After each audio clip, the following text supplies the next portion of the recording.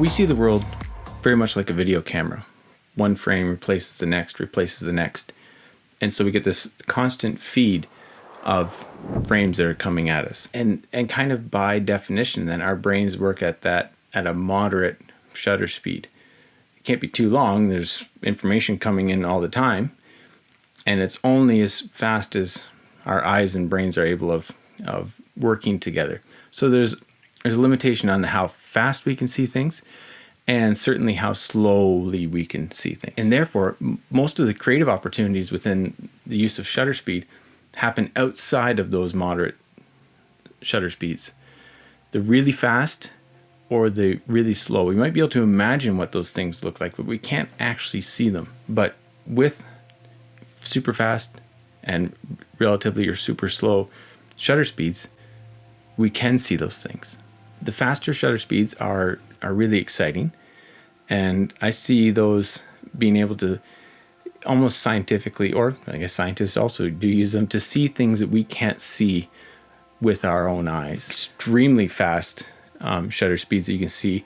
There's the ones of like the detonation of an explosive or a projectile going through an object at high speed. Those things we can capture in time and space in a way that we certainly can't ever see them. And I find that interesting, but not nearly as interesting as the other side of what we're able to see. And that's the really slow shutter speeds. You might be able to imagine what a cloud looks like as it drifts across the sky over the course of 5 minutes. But we can only imagine it. We can't see it. We see it in one spot here and here, closer to us as it's passing by. We see each individual moment, but we don't see that collection of moments. With a slow shutter speed, you blend all of that movement from the initial phase right through to the end of it in one single vision. And I've fallen in love with that.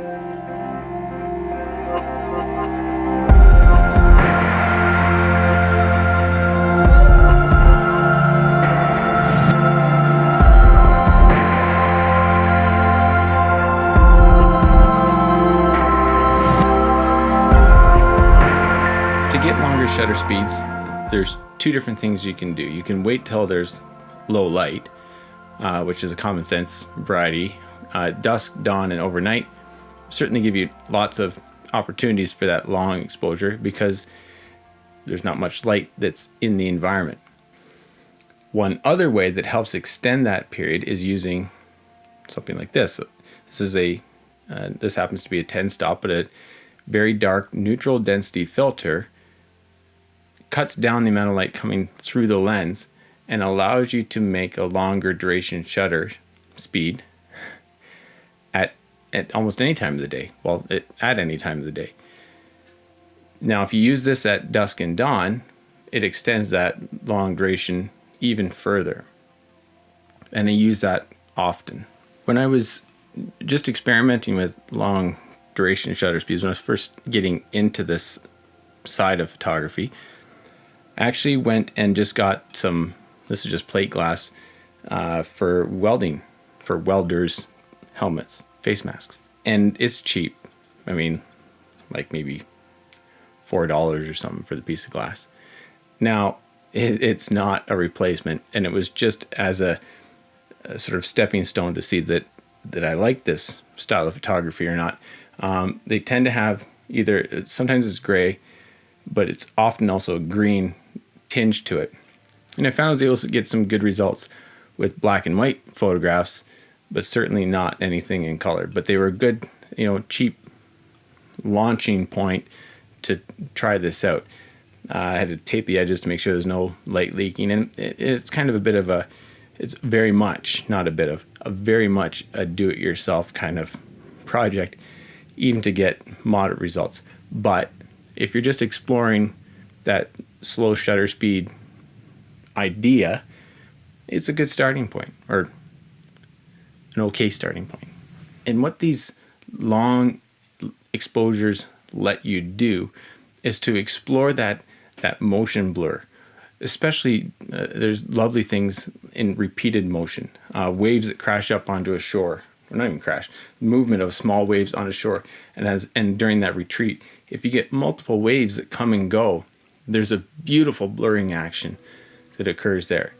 You can take a scene that's quite chaotic and blustery, a lot of individual singular movements, and sort of blend it all into one nice, smooth, and almost peaceful feeling frame.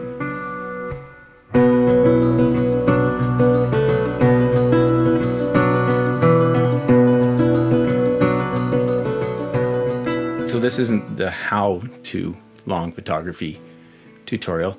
This is the why would you long photography discussion. And for me, is that ability to blur motion that goes from a little bit more of a literal translation of what we see, how we would see it, frame by frame by frame in a relatively short manner. And what we're beginning to see with that long exposure is something a little bit more, it's not as literal, I guess. I don't know if it's quite poetic, but something like that, where you can only imagine what the camera is able to see until you actually capture it. And that beautiful repeated motion that can get blurred is something that I've fallen in love with, and I think that you might too if you're able to give it a try. You can start with welding glass, make a jump right to neutral density filters if you want to, but yeah, give it a shot. And if you feel the same way about it as I do, or you're interested in it in any way, then leave a comment below to tell me about how you came into it, how you found it, or if you're interested, what you think, what are the next steps? What should I try? And subscribe, and we'll have some more videos. I will have some more videos along here about some of the how we do longer exposure photography. Slowing down, and see you next time. Thanks.